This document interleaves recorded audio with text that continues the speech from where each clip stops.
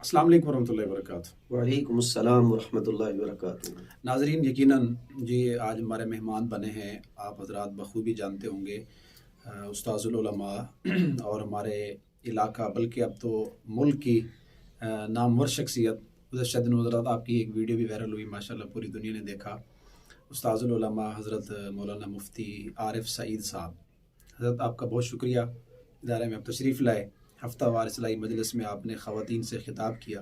सवाल तो बहुत हैं हज़रत, आज की इस मुख्तसर वीडियो में ये एक सवाल कि लोग कहते हैं हम फ़लस्तीनी मज़लूम भाइयों के लिए क्या कर सकते हैं, तो हज़रत क्या कर सकते हैं हम?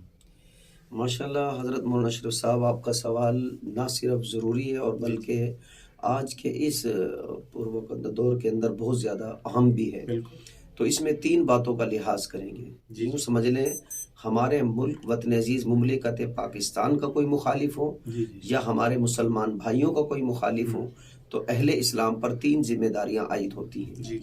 उन तीन जिम्मेदारियों से जब सुबुकदोश होगा तब ये अपनी जिम्मेदारी से निभा सकेगा, वरना अल्लाह के यहाँ ये मुजरिम है। देखें, पहली जिम्मेदारी क्या है? पहली जिम्मेदारी ये बनती है कि आदमी को चाहिए कि रातों को उठकर दुआएं करे। बेशक, क्योंकि हम देखते हैं कि जब हमारे घर में कोई बीमार हो जाए या किसी पर मुसीबत आ जाए, तो हमें शरीयत ये कहती है सबसे पहले अल्लाह से मुनाजात करो। तो हमें चाहिए कि रातों को तहज्जुद में उठकर उनके लिए दुआएं करें और अल्लाह को दुआएं दें कि मेरे मौला, कि जब कोई हमारे पास फैसले के लिए आता है तो चंद लोग और आ जाते हैं, वो कहते हैं हम इनकी तरफ से माफ़ी मांगते हैं, लिहाजा इनको माफ़ कर दें। तो दुनिया की पंचायत ये करती है कि वो उन आदमियों की लाज रखते हैं। तो हम अल्लाह से दुआ करें कि मेरे मौला, हम उनकी तरफ से माफ़ी मांगते हैं अगर उनसे कोई कोताही हुई है, क्योंकि आप कभी भी किसी पर जुल्म नहीं करते। लई सगिदुल्लाह मिल्लिल आबीद। तो अब ये पहला फरीज़ा है। दूसरा फरीज़ा ये है कि हम चाहिए कि यकजान हो जाएं, हम मुट्ठी बन जाएं, जैसे इत्तिहाद।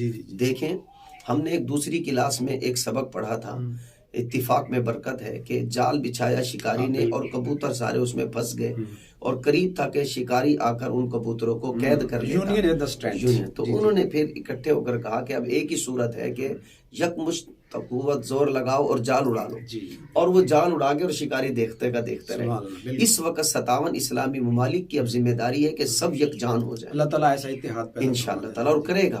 अगर हम एक एक करके भी पुरज़म हो जाएं और अल्लाह से मांगे, इंशाअल्लाह अल्लाह इन 57 इस्लामी ममालिक को मुत्तहिद करेगा।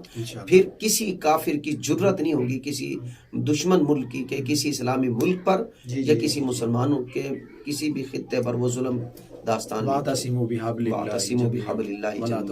और तीसरा ये है कि जब हम ग़ज़वा उहद की तारीख का मुताला करते हैं या हम खैबर का मुताला करते हैं या उस मासूर किले का मुताला करते हैं, तो हमें बुनियादी चीज़ दुश्मन को शिकस्त देने में मईशत की लगती है कि उनकी मईशत को कमज़ोर कर दिया जाए। जैसे किला फतह नहीं हो रहा है, सरकार दो आलम सल्लल्लाहु अलैहि वसल्लम ने फरमाया इस इलाके की जो कि मईशत खजूर है, सारी खजूरों को काट दो।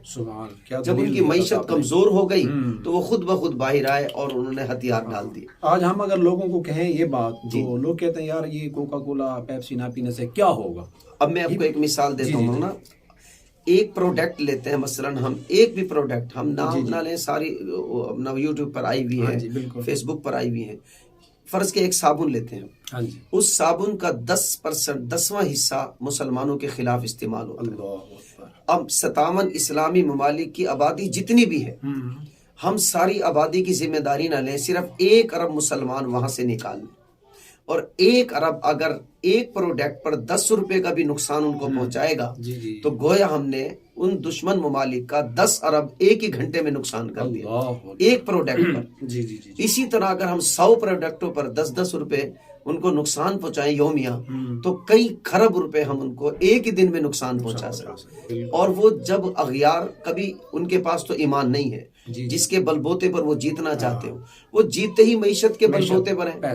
जब उनकी मईशत को हम खींच लेंगे तो फिर वो ऐसा होगा जैसे हमने उस चिड़िया से जान निकाल ली, कि जिस चिड़िया में एक बादशाह की जान हुआ करती थी, तो चिड़िया मर गई, बादशाह खुद ही मर जाएगा। जैसे हजरत अगर मतलब हम कोई ऐसा अमल कर रहे हो जिसमें कोई 1% भी एक ऐसे बंदे को जा रहा हो جو ہمارے باپ کا قاتل ہو، ہاں ٹھیک ہے، 10-15% نہیں، 1% بھی اس کو جا رہا ہو تو کیا ہم اس چیز کو خریدیں گے؟ بالکل، یہ دیکھو بہت اچھی بات ہے، ہاں واضح ہے، جی روز روشن کی طرح واضح ہے کہ ہم اس چیز کو کبھی نہیں خریدیں گے کہ اس کو 1% جا رہا ہے اور اس 1% سے وہ میرے باپ کو قتل کرے گا یا اس سے مجھے قتل کرے گا، ہم اس کو کبھی نہیں خریدتے، بالکل کبھی نہیں خریدیں گے۔